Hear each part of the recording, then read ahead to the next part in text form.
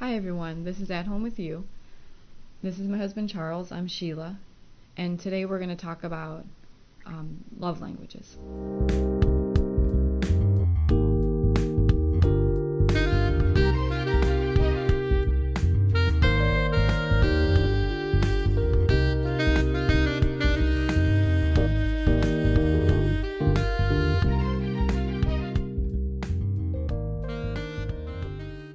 Now, love languages is important because, gentlemen, especially you, wouldn't you like to take the guesswork out of how to make your loved one, your spouse, feel accepted and feel appreciated and feel loved? Well, that's the basic premise of love languages. So basically, what love language is by a guy named Gary Chapman. And Gary Chapman wrote this book, The Five Love Languages. And its basic premise is that everyone has a general love language that helps them to feel accepted and appreciated and loved. Now, as Christians, we don't always go by our feelings, but it's nice to feel appreciated, especially when it comes to a spouse relationship. So let me give you a good definition of love language. According to Gary Chapman, the five love languages describes a way that you feel loved or appreciated. The main gist is five general broad areas that helps people feel that way. Most people have a prominent or dominant love language, and then they have other love languages that they also feel appreciated, but then they have one that makes them feel most appreciated. So I just wanted to kind of go over the five love languages and give you a little bit more detail about them. Now, I'm reading off of a screen here because I don't want you to miss anything. The five love languages are acts of service, words of affirmation, quality time, receiving gifts, and physical touch. Each one of the five love languages is defined in the comments section. So, gentlemen, I want to focus on husbands right now because I'm a dude, I'm a husband, and I feel like you could probably relate to what I'm saying. I want to give you five biblical reasons that the five love languages are really legitimate, and these are things that work. Yes, my wife has felt appreciated as I've done her love language, and we'll talk a little bit about each other's love language a little bit later. So, the first biblical reason that I want to give you is sacrificial love. God's love standard is sacrificial.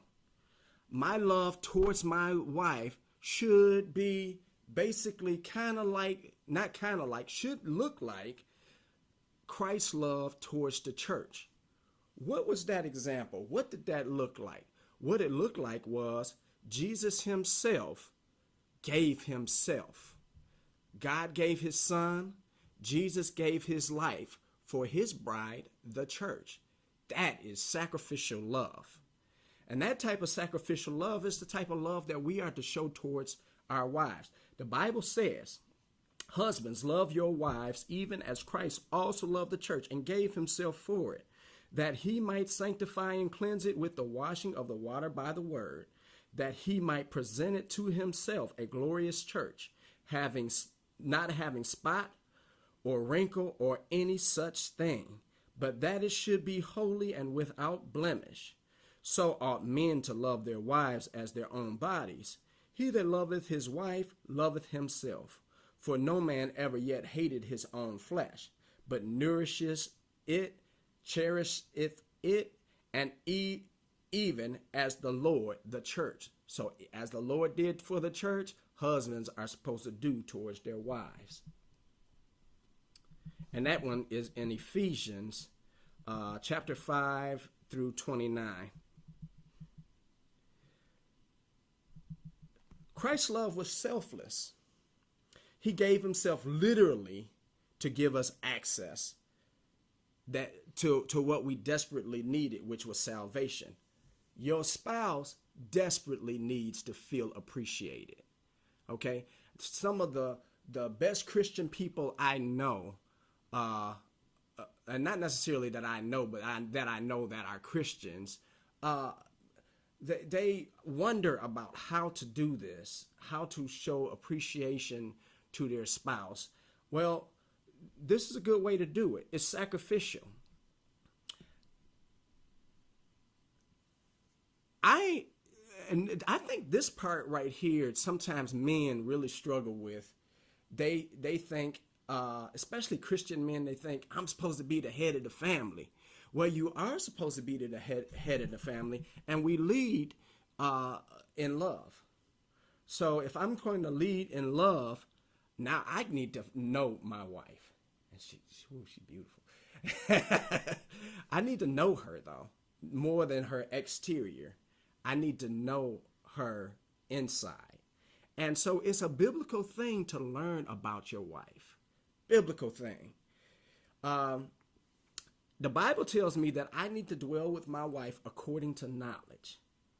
So it says here in 1 Peter chapter 3, verse 7, likewise, ye husbands dwell with them according to knowledge, giving honor to the wife as unto the weaker vessel, and being heirs together of the grace of life, that your prayers be not hindered. Discovering her love language takes the guesswork out of how to please my wife. So I work on that. The Bible also says that, but he that is married careth for the things of the world, how he may please his wife. Guys, let me say this. It's not a bad thing or a sin to want to please your wife. It is a biblical concept. The natural consequence, I shouldn't use the word consequence, but the natural result, effect of being married is you want to please your wife, and that God would have it no other way. So caring enough to learn about her love language, and what makes her tick is just knowledge. It's wisdom on your part. And it's just something that we should be learning to do. Gentlemen, I can't stress this enough. Getting to know your wife, even the effort of doing that, if things have not been going so well, I understand that it's a predicament.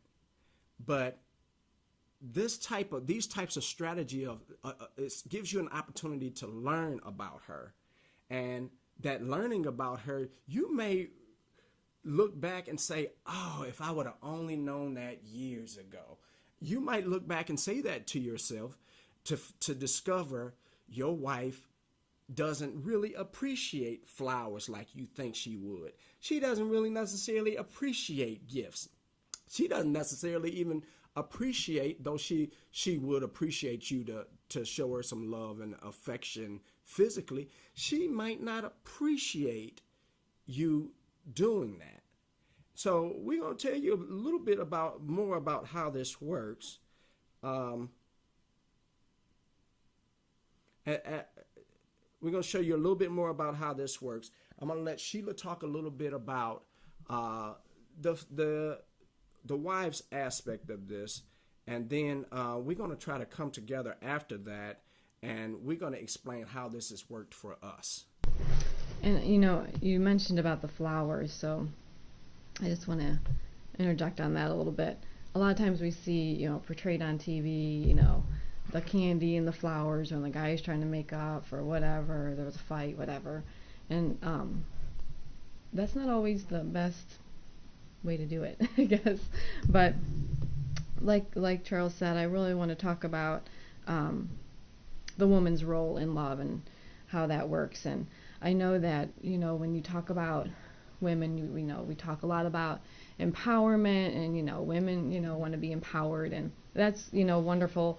God made us all pretty awesome, but I really want to know, are we strong enough to handle, receiving love God's way, for if we want to be empowered. So before you turn me off when I'm about to read something, I know submission is a four-letter word in amongst the, women community. Before I read this, I want you to just give me the opportunity to explain what I mean after I read it. So, and this is also in Ephesians 5. It says in verse 22, "Wives, submit yourselves unto your own husbands as unto the Lord. For the husband is the head of the wife, even as Christ is the head of the church, and he is the Savior of the body. Therefore, as the church is subject unto Christ, so let the wives be unto their own husbands in everything." And I just want to put this in the context of receiving love from your spouse, and their communication of it towards you. Um, so, like Charles said, the men lead in love, and men, this isn't an allowance for you to be, you know, forceful or tyrannical or abusive. It's that because that's not the nature of God. He's not forceful. He's not abusive. He's not tyrannical. He allows for choice, free will. You know, so the men lead in love, but the women still love. And men, it's easy for women to respond to that when you're speaking to her in her love language. For my husband to give me flowers, I love flowers, and that's great, but that's not really my love language. It's not really how I receive love or how I know somebody loves me. And so that's not really the main way you show me love. So and women, so women, we lead in submission, and I know that's a four-letter word, and amongst women, but really it's just we lead in the example of submission. Men also submit. There's times that I have wisdom on a subject, and my husband recognizes that wisdom, and he's okay. We'll go in that direction. And there's times that he has wisdom on a subject, and I say okay. Especially when it comes to emotional things and raising our kids, we tend to want to sometimes make the wrong choices concerning our children. We get caught up in their emotions. So that's a place where I can go to my husband and say, this is what's going on. I need wisdom. And a lot of times, when I haven't submitted to that wisdom, it's hurt my family and my children. So I submit to him in that area when I'm not really sure what to do. Um, so, so listen, ladies. My husband, to the best of his ability, treats me like a queen. He is not perfect. I am not perfect. But it's easy for me to respond to him when he speaks to me in my love language. For me, my love language is acts of service. And so he does his best to try to help me in areas and things, to help me do things when I need help in those areas. So, and here's the great thing about love languages. You can apply these love languages to every relationship. To your children, to your coworkers, to friends, church family, all of that. You can apply these things. So, we're gonna post some links down below so that you can go to these websites and you can take different tests. You can find out your spouse's love language. You can find out your teenagers' love languages and stuff like that. So we'll post some links down below. And also the tests were a godsend, by the way. They kind of really help to take even more of the guesswork out of trying to figure out what your spouse's love language is. And by the way, gentlemen, you could really ask her. It really is that simple. Right. And sometimes she might not even really realize what her love language is. So it's really helpful to take that test, because usually you'll have one main love language and then kind of a secondary one. And a lot of times, guys, just some more food for thought.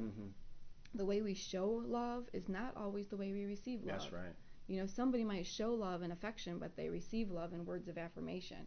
So there's different, ways to receive it and show it. So those tests help a lot. And that's the way it should be, because we should be showing love according to what the other person needs, not according to what we need. So that type of thought will transform a relationship, if you ask me. Yeah, absolutely. I think it has. Selfless. Yeah, absolutely. And so, in closing, I really quick want to just plug my blog page. I wrote my first blog. I wrote a little article about. It's called "It's the Flooper." So we're going to post that that link below as well. It's kind of a little comical thing that happened in our marriage several years ago. So make sure you check that out and read it. Yeah, and I wanted to make sure that we gave you guys a little bit of our experience and you know, just how to treat each other with love and respect. So my wife already told you that her love language is acts of service. Actually, her love language and my love language kind of go together. They complement each other because her love language is acts of service and mine happens to be words of affirmation. So when I do something, guys, we don't do things expecting something in return. However, sometimes my wife knows that I'll work, like, you know, horses, they will drop dead. They'll keep working until they just flop over, where a mule won't, okay? Well, I'm more like a horse. If my wife keep the compliments coming, I'm going to keep on working because that's just the way it is. And she does, though, and it's genuine. It's not that she's just saying something. She'll tell me the truth, guys. She'll tell me the truth, but she does lots of words of affirmation for me as I do things for her. So, and it's greatly appreciated. I'll do just about anything she say. And it's not a manipulative thing. I truly believe and mean everything I say. No, and my wife is a hard-working lady, so don't get me wrong on that, okay? So, but I'm just saying I'll pretty much. You know, we all, in all marriages, there's times when you need to. Sometimes I need to take out the trash. Or sometimes you help doing the dishes. You know, so we do what we need to do. But. Absolutely. Okay. Well, thank you so much for joining us today. We appreciate you and your support. We're going to have some links down below for sweet little Sheila. And do us a favor. This happens to be our first video that we're putting out there. And our goal is not to get a bunch of, we're not trying to earn money doing this. We're not any of that type of stuff. Our goal is not to get sponsors. Our goal is to help people, and we see a need, and we're trying to meet a need. So if you could, share this video, like the video, subscribe to our channel, and share it with somebody that you know is married. They don't even have to be visibly having any trouble. But this could be an answer to somebody who, as a way to make a good thing better also. So do that for us, and we greatly appreciate it. And just so you know, if you don't know us, I know we look young, but we're going on 21 years of marriage this year, so we have some experience and, that we can hopefully bless some people with. So we just want to bless you. So God bless you, and we'll see you real soon.